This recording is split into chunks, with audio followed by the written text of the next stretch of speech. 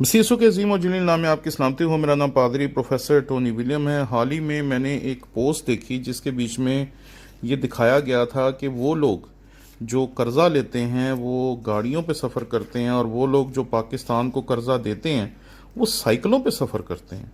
मैं जब इस पोस्ट को देख रहा था तो ये बड़ी महसूस करने वाली थी, बड़ी खूबसूरत थी। इसको देख के बड़ी हंसी आ रही थी। तो मैंने जब इसे देखा तो मुझे इसे देख के बड़ा मज़ा आया, लेकिन उसके साथ ही किसी ने इस पोस्ट को एक और तरह से पेश किया। जब मैंने उसे देखा तो मैं चौंक गया कि ये काबिल कबूल नहीं है। ये दुरुस्त है कि हम गरीब हैं, ये दुरुस्त है कि हमारे पास पैसा नहीं है, ये दुरुस्त है कि हम दुनिया के उस खित्ते में रहते हैं जिसको थर्ड वर्ल्ड कहा जाता है, जिनके पास वसाइल कम है, जिनके पास सामान कम है, जिनके पास पैदावार कम है, जिनके पास इंडस्ट्री कम है, जिनके पास जहन कम है, जिनके पास तालीम कम है, जिनके पास सब कुछ कम है, जिनके पास शायद सियासतदानों की वफादारी भी कम है, जिनके पास अवाम की वफादारी भी कम है, और जो शायद इन तमाम वजूहात की बिना पर अमीर नहीं हैं। और हम उन ममालिक में नहीं आज तक शामिल हो सकें जिसे तरक्की याफ्ता ममालिक कहा जा सकता है।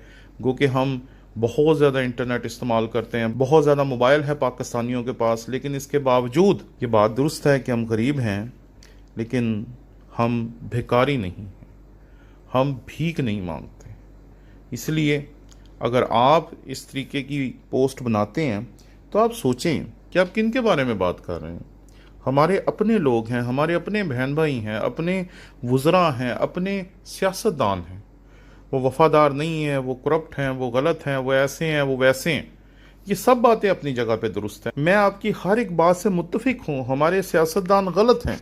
हमारे सियासतदान उस तरह नहीं चलते जिस तरह इनको चलना चाहिए, जिस तरह इनको रहना चाहिए, जिस तरह इनको हमारे मुल्क की तरक्की के लिए अपने आप को पेश करना चाहिए, ये वैसे नहीं कर रहे। लेकिन चंद लोगों की वजह से पूरी कौम को गलत कह देना, पूरी कौम को भिखारी कह देना, पूरी कौम को इस तरह समझना कि शायद वो कीड़े मकोड़े हैं, मेरे नज़दीक ये बिल्कुल काबिल कबूल नहीं है। इसलिए जब भी अपनी राय का इजहार करें तो इस बात को याद रखें, गरीब होना बुरी बात नहीं है। एक दफ़ा बिल गेट्स ने कहा था कि अगर खुदा किसी पे कोई रहम कर सकता है तो वो ये है कि वो उसे गरीब पैदा करे, क्योंकि गरीब शख्स के पास ये उम्मीद होती है कि वो अमीर हो सकता है।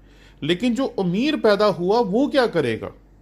क्योंकि अगर अमीर गरीब हो गया तो वो दरअसल तबाही के दिहाने पे पहुंच जाएगा। इसलिए अगर हम अमीर नहीं हैं, हम गरीब हैं, हम बड़ी मुश्किल से गुजर औकात कर रहे हैं, तो इसका मतलब ये नहीं है कि हम एक दूसरे का मजाक उड़ाएं। हमारे सियासतदान गलत हैं, वो सारी दुनिया के सियासतदान ऐसे ही होते हैं। हमारे सियासतदान वफादार नहीं हैं। जितने भी गरीब ममालिक हैं या थर्ड वर्ल्ड कंट्रीज़ हैं या अफ्रीका की कंट्रीज़ हैं या दीगर ममालिक हैं, उनको आप देखेंगे कि उनके जो सियासतदान हैं वो इसी तरह के होते हैं। इसलिए एक दूसरे को भिखारी कहना, एक दूसरे को ये कहना कि तुम कमतर हो, ये हो, वो हो, ये गलत है। मैं इस वक्त पाकिस्तान के तमाम मसीहियों से बात करना चाहता हूँ कि हम मसीही हैं और हमारी एक शनाख्त होती थी जो मुझे बहुत पसंद थी, और वो ये थी कि हम अक्सर ये कहते थे कि हम मसीही हैं, हम झूठ नहीं बोलते और हम कसम नहीं खाते।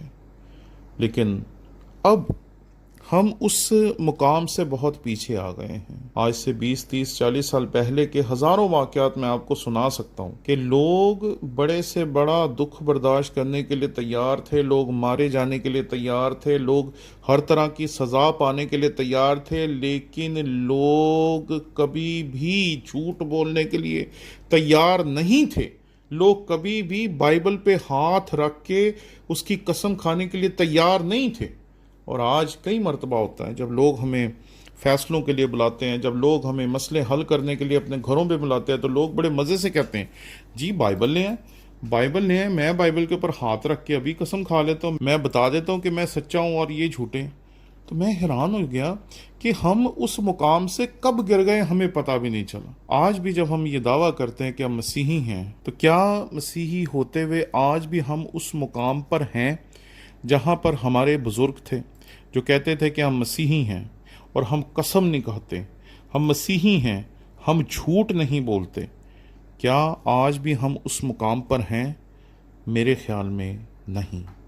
मैं आपके लिए रोमियो के ख़त کہ 13ویں باب کی پہلی آیت پڑھنا چاہتا ہوں. یہاں لکھا ہے ہر شخص اعلیٰ حکومتوں کا تابع دار رہے، کیونکہ کوئی حکومت ایسی نہیں جو خدا کی طرف سے نہ ہو، اور جو حکومتیں موجود ہیں وہ خدا کی طرف سے مقرر ہیں. جو حکومتیں موجود ہیں وہ خدا کی طرف سے مقرر ہیں. دیکھیں جی، یہ بائبل کہہ رہی ہے، اور میں مانتا ہوں کہ خداوند کے اختیار میں ہر ایک چیز ہے. اگر وہ کسی کو کرسی پہ بٹھانا چاہتا ہے تو وہ بٹھا سکتا ہے، اگر وہ کسی کو کرسی سے اتارنا چاہتا ہے تو وہ اتار سکتا ہے. آپ کے ذہن میں ضرور وہ واقعہ ہوگا، آستر کا واقعہ. آستر کے پاس یہ موقع ہوتا ہے کہ وہ بادشاہ کے پاس جا کے بادشاہ سے بات کرے کہ جو سازش یہودیوں کے خلاف ہو رہی ہے وہ غلط ہے. اور مردکی نے، جو اس کا رشتہ دار تھا، اسے واضح طور پہ کہا تھا کہ اگر تو آج جا کے بات نہیں کرے گی تو اسرائیل کے لیے نجات کہیں نہ کہیں سے آ جائے گی، لیکن یہ یاد رکھ کہ تو بھی نہیں